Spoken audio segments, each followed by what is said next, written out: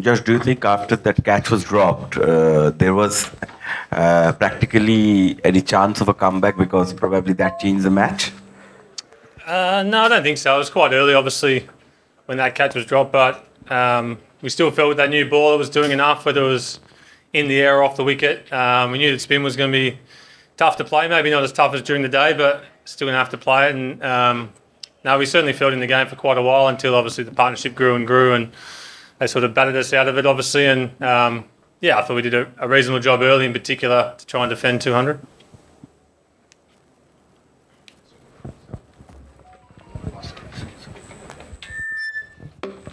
So you have seen the way the wicket behaved in both the innings. Did you or what did the team think regarding the total that was on board, and where did it go wrong when in the batting department? Obviously the total was under par. I think I can't remember exact numbers, but I think we were 2 for 110, I think, or something like that. Not going, really quickly, but just building a base to maybe launch in the last 10 or 15 overs. And if we get 260, 250, 260, then it's a different ball game, and we get those early wickets and get on top. So I think from 2 for 110 to all out 200, that's probably where the batting went wrong. Josh, obviously no one means to drop a catch, but what was it like from your vantage point? And did you think it was Alex's catch or Mitch's? No, I didn't think Cares could get there. I think it was Mitch's catch, and probably just Carey got quite close in the end, so I might have just put Mitch off. And to drop a catch. It's one of those things that happens, and everyone's training hard and working hard off the field to hang on to them. So we'll continue on. And just how was the wicket overall? It obviously felt like it probably spun more in the first half. Definitely the dew came in, but I think early in our bowling innings it was doing enough, and it was still dry, and the wicket was up and down a little bit. So you felt in the game as a quick in particular, I think. And I think it got a little bit better to bat on right towards the end. I know it was a partnership, but I think it just felt a little bit easier. The ball was just skiing on a little bit. So we'll have a look at that.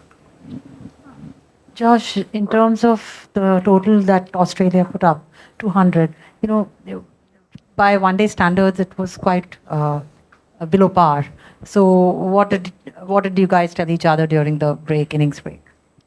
I think we'll reflect on it a little bit later. I think in that moment you focus purely on the bowling side of things. The batting's done, you can't do anything about that. So it was just about how we're going to take the 10 wickets for under 200, really. We'll digest the batting over the next few days before our next game, and come back with not renewed plans, but we'll touch base again and discuss it and move on. Josh, just in a long tournament like this, how do you read into a result like this? Can you have some takeaways from here and say you still have 8 more games and just move on from that, or will there be a lot of reflection on the batting, like you said?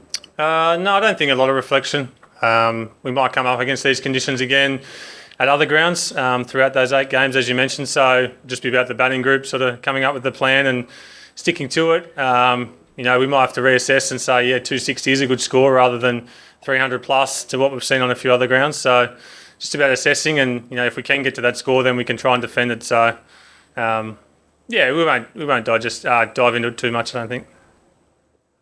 Josh, do you think the way the game went, you could be a spinner shot if Zampa goes for a few runs? You could be stuck in a difficult position?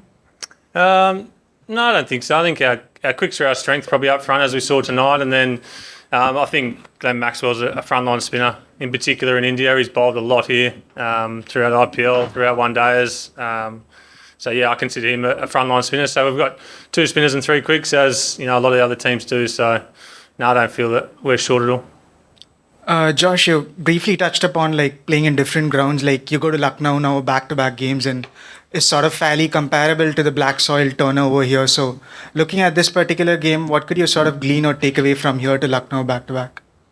Yeah, I think, in particular batting in that first innings, that was probably as extreme as the conditions are going to get, I think, in terms of spin and playing spin throughout the middle and trying to find ways to score, keep that run rate ticking over without losing wickets. So it was probably a good sort of examination on our batters to get that up first, probably against the best spinners in the tournament, arguably. So hopefully it gets a little bit easier from here on in, and they'll come up with some new plans and go from there. Hey Josh, well bowled. You said that you came into it. Did it come into it as you expected, or more or less? And was bowling first ever really discussed as an option? I'm not really in those discussions in terms of the toss, but it might be something we need to look at, I guess. I think the tournament will go in phases of batting first and bowling first. So we've seen sort of wins both ways so far, and it might have been something that we could have done. Could have bowled first and made the most of that, I guess, dryness in the turn. The dew came in a little bit at the end and the balls got a little bit wet and soft, but I felt like we created enough chances early to make a mark. Josh, before the match, Shubman Gill was not playing. He was the best Indian batsman this year, and then obviously Indian top order, went for nothing, and then they won almost with very easily. How do you look at India's batting lineup overall? Whenever you see someone like Sky on the bench, I think the batting must be pretty good. I think we obviously made those inroads early, but I think in chasing 200, they probably played it perfectly. They didn't have to hit boundaries or anything. They let a lot of balls go. They just paced themselves and paced innings, knowing that it'd probably get a little bit easier towards the end. They're two experienced guys and they played that way. Hello, sir. Before World Cup, Team Australia played with India and you lost that game. What was the learning from that series and what is the learning from today's match, sir?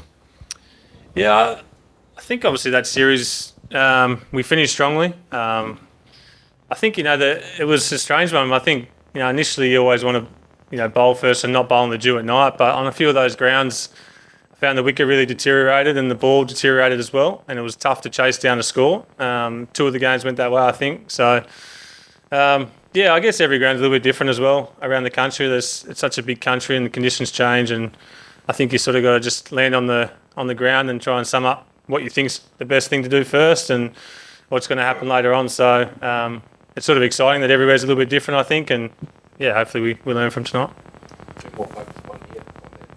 Josh, did the game you played here in March influence the decision with the toss in terms of batting first? This one, and also did you kind of overestimate what could have been a pass score? Did you try to overextend yourself trying to go for more than 300 and end up falling short, or just what was your initial from the top order? What was when someone like Steven Smith, who started really well, looked really good?